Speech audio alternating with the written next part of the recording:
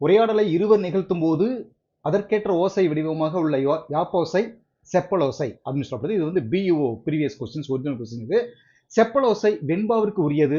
அறம் கூறும் குரலும் நாலடியாரும் வெண்பாவில் அமைஞ்சிருக்குன்னு சொல்லப்படுது. அகவலோசை அப்படின்னா இது ஆசிரியப்பாவுக்கு உரியது. ஒருத்தர் பேசுற மாதிரி சொற்பொழிவாற்றுறது மாதிரியான ஓசை அகவலோசை. இலக்கண கட்டுக்கோப்பு கம்மியாகவும் கவிதை வெளியீட்டுக்கு ஈஸியாகவும் இருப்பது அகவற்பா அப்படின்ற ஆசிரியப்பா.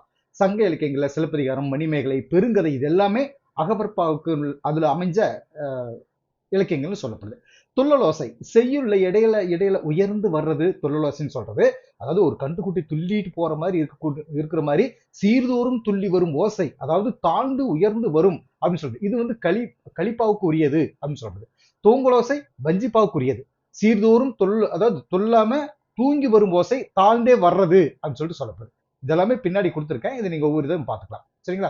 ரைட். குரல் வெண்பாங்கிறது 2 அடிகள் கொண்டது குரல் வெண்பா. அதே மாதிரி சிந்தியல் வெண்பா அப்படிங்கிறது 3 அடிகள் கொண்டது. நேரிசை வெண்பா 4 அடி கொண்டது. பகுரடி வெண்பா 4 to 12 அடி கொண்டது. களிவெண்பா 13 அதுக்கு மேல அடிகள் இருக்கிறது அப்படின்னு சொல்லி சொல்லப்படுது. இது வந்து பல வகைகள் இருக்கு வெண்பாக்கள் சொல்றது. அதாவது 5 வகைகள் இருக்கு. நேரிசை ஆசிரிப்பா, இணைக்குரல் ஆசிரிப்பா, நிலைமண்டில் ஆசிரிப்பா, அடிமறி மண்டில் ஆசிரிப்பான்னு 4 வகை ஆசிரியப்பாக்கள் இருக்கு. இதுல 4 வகை ஆசிரிப்பம். நேரிசை ஆசிரிப்பா அப்படின்னா கடைசி அடிக்கு முந்தைய அடி 3 சீர்களை பெற்று வருவது. இணைக்குரல் ஆசிரிப்பா அப்படின்றது முதலடியும் கடைசி அடியும் 4 சீர்கள் பெற்று வருவது.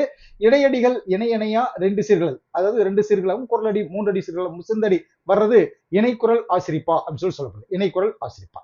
அடுத்ததாக இதுலயே நிலைமண்டில ஆசிரிப்பா அப்படின்னா எல்லா அடிகளும் ஒரே மாதிரி நடந்துச்சுன்னா நிலைமண்டில ஆசிரிப்பா.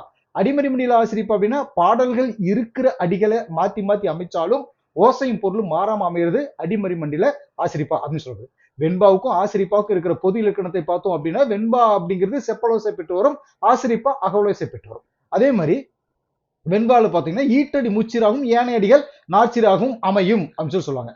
இயற்சீர் வெண்டலையும் பயின்று வரும் அப்படின்னு சொல்லி சொல்லுவாங்க. அதாவது ஆசிரிப்பா ஈரசை சீர் மிகுதியாகவும் காய்சீர் குறைவாகவும் வரும்.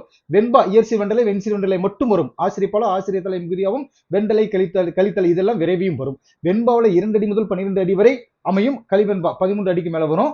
ஆசிரியப்பால 3 அடியிலிருந்து எழுதுகிறவங்களுடைய மனநிலைக்கு தகுந்த மாதிரி அது மாறும். வெண்பாவில ஈற்றுச்சீர் நாள் மலர் காசை பிறப்பு அப்படிங்கிற வாய்ப்பாடுல ஒண்ணு முடியும். ஆசிரிப்பால ஏகாரத்துல முடிவது சிறப்பு. ஆசிரிப்பா அப்படின்னா பா, செய்யுள், தூக்கு, கவி, கவிதை, பாட்டு இந்த சொற்கள் எல்லாமே ஒரே பொருள்ல வரக்கூடியது. எழுத்து, அசை, சீர், தலை, அடி, தொடை இது எல்லாமே செய்யுள் உறுப்புகள் அப்படின்னு சொல்றது. பாக்களோட வகைகள் பாத்தீங்கன்னா அந்த பாக்களுடைய ஓசைகள், பாக்கள் இயற்றுறதுக்கு விதிமுறைகள் இது எல்லாத்தையும் விளக்குறது யாப்பருங்கலங்காரிகை அப்படின்ற நூல் தான். இது யாப்பு அப்படிங்கிற கடலை கடக்க உதவக்கூடிய நூலாக இருக்கு. சீர் அடிப்படையில அடிகள் வரையறை செய்யப்படுது. குரலடி 2 அடி நம்ம ஏற்கனவே சொல்லிப்பேன்.